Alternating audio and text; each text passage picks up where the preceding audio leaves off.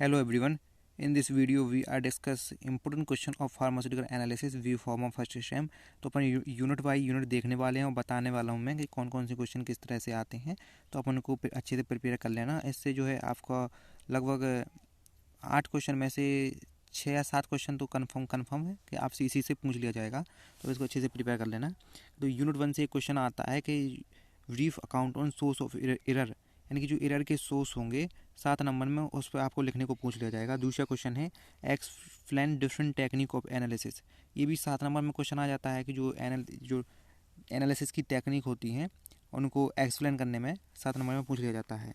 अब तीसरा क्वेश्चन है कि what are error and discuss method of minimising error, यानी कि एरर क्या है और इसको एरर को मिनिमाइज यानी कि कम करने के मेथड क्या है। ये आपसे जो है 15 नंबर में पूरा का पूरा क्वेश्चन आ जाता है। ठीक है, एक शॉर्ट नोट में यानी 5 नंबर में क्वेश्चन आ जाता है कि फार्माकोपिया का इंट्रोडक्शन, यानी कि जो फार्माकोपिया के बारे में आपको लिखने को भी पूछ लिया जाता है शॉर्ट नोट में। तो अब इसको भी अच्छे से प्रिपेयर कर लेना। और 5वां क्वेश्चन है, बहुत इंपॉर्टेंट क्वेश्चन है कि describe preparation and sterilisation of 0.1 normal sodium hydroxide solution.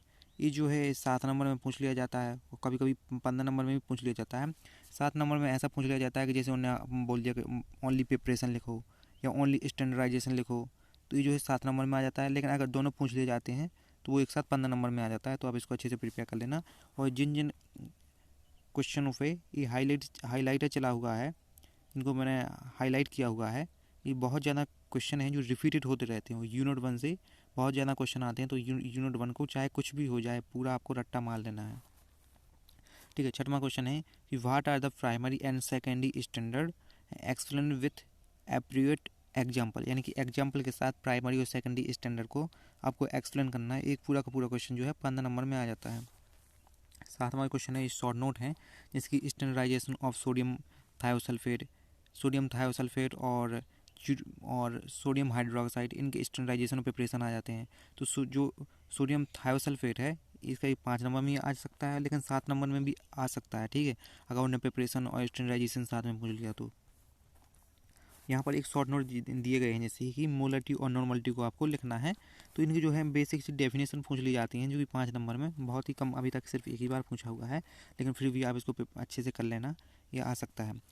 ये जो 8वां क्वेश्चन है ये बहुत ही ज़्यादा पूछने वाला क्वेश्चन है एग्जाम में, इसलिए मैंने इसको जो है पूरे क्वेश्चन को हाईलाइट कर रखा है और ये 7वें क्वेश्चन को भी पूरा हाईलाइट कर रखा है, क्योंकि ये दो क्वेश्चन जो है यूनिट 1 से बहुत ही ज़्यादा पूछे जाते हैं। तो 8वें क्वेश्चन को है चाहे कुछ भी हो जाए आपको इसको बहुत ही अच्छे से रट्टा मार लेना है। ये क्वेश्चन है how do you standardise 0.1 molar sodium hydroxide solution and prepare of this solution. अब देखो अभी आपका हो गया कि सोडियम हाइड्रोक्साइड सॉल्यूशन को पहले तो लिख रखा है, लेकिन यहाँ पर देखो यहाँ पर है 0.1 मोलर। ठीक है, अभी अपन यहाँ पहले क्वेश्चन देखा था 0.1 नॉर्मल, यानी कि ये दोनों क्वेश्चन जो हैं बहुत ही इंपॉर्टेंट क्वेश्चन है, चाहे मोलर हो या नॉर्मल हो। ठीक है, आपको दोनों को बहुत अच्छे से प्रिपेयर कर लेना है। क्वेश्चन बहुत ज़्यादा आ जाता है, 15 नंबर का एक पूरा का पूरा क्वेश्चन है। तो आपसे या तो पूरा का पूरा 15 नंबर का क्वेश्चन आ जाएगा या 5 या 7 नंबर का क्वेश्चन आ जाएगा, लेकिन आएगा इतना कन्फर्म है, इसलिए आप इसको जो है अच्छे से रट्टा मार लेना। अब आते हैं यूनिट 2 से कौन कौन से क्वेश्चन आते हैं। देखो यूनिट 2 में आपने पढ़ा होगा एसिड बेस टाइट्रेशन, जो कि बहुत ही टफ टाइट्रेशन है भाई। तो इसी से कौन कौन से क्वेश्चन आते हैं अपन वो देखते हैं। सबसे पहला क्वेश्चन जो बनता है कि explain theory of acid base indicator, यानी कि जो एसिड बेस इंडिकेटर है उनकी थ्योरी को एक्सप्लेन करने को आ जाएगा। कि what is the fundamental behind the titration of strong acid and strong base, जो है स्ट्रॉन्ग एसिड और स्ट्रॉन्ग बेस भी आपसे पूछ लिया जाएगा, और जो एसिड बेस इंडिकेटर है वो भी आपसे पूछ लिया जाएगा। दूसरा क्वेश्चन बन रहा है कि titration between strong base and weak acid, यानी कि जो स्ट्रॉन्ग बेस और वीक एसिड के बीच टाइट्रेशन है। ये वाला क्वेश्चन जो 5 नंबर या 7 नंबर में आ जाता है। और strong acid in strong base and weak acid, आपको ये दो जो है आपको रट्टा मार लेना है वो चारों में से। ठीक है, और तीसरा क्वेश्चन क्या है कि discuss various theories of acid base indicator. ठीक है, अभी अपन ने पहले भी क्वेश्चन दिखाया था एसिड बेस इंडिकेटर पूछ लिया जाता है, इसलिए मैंने इसको हाईलाइट कर रखा है, लेकिन दोबारा भी लिख दिया है। Why phenolphthalein change its colour it end point, यानी कि आपको ये भी एक्सप्लेन करना पड़ेगा कि जो फिनोप्सिलिन होता है वो एंड पॉइंट पे अपना कलर चेंज क्यों कर लेता है।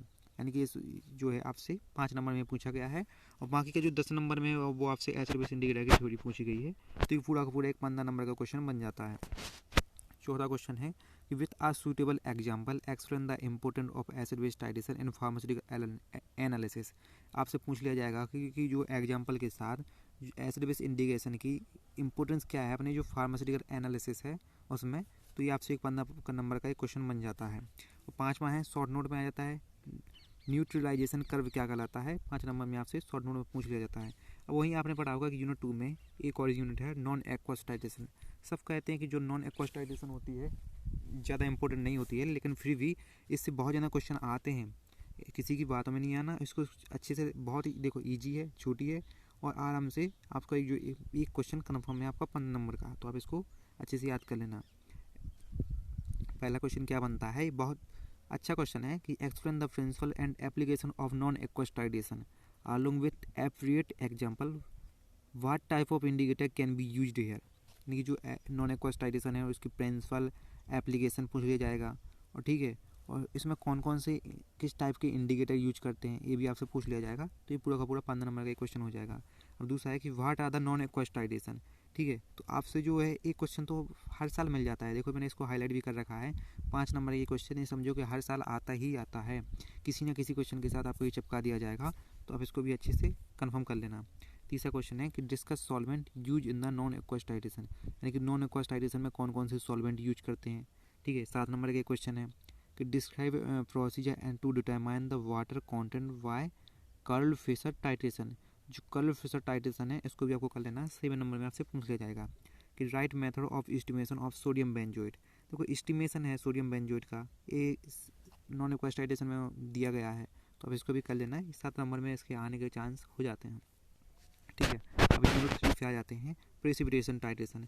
इससे मोहर मेथड और बुलहार्ड मेथड ये तो कन्फर्म ही है कि आते ही आते हैं, लेकिन इसके साथ एक दूसरा क्वेश्चन है कि what are the precipitation titration, यानी कि प्रेसिपिटेशन टाइट्रेशन की डेफिनेशन पूछ ली जाएगा, और जो इसके जो factor affecting solubility of precipitate, ये 15 का नंबर का एक पूरा क्वेश्चन बन जाता है। लेकिन मोहर मेथड और बुलहार्ड मेथड ये तो आपको कन्फर्म कर ही लेना है।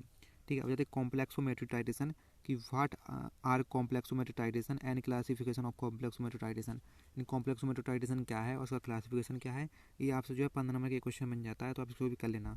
Masking and D masking agent very important है, बहुत ज़्यादा पूछे जाने वाले क्वेश्चन है, तो आप इसको भी अच्छे से कर लेना। आ जाते हैं ग्रेविमेट्रिक टाइट्रेशन। ग्रेविमेट्रिक टाइट्रेशन से वैसे तो बहुत ही कम क्वेश्चन आते हैं, जैसे एक क्वेश्चन है कि explain the principle and step of gravimetric titration.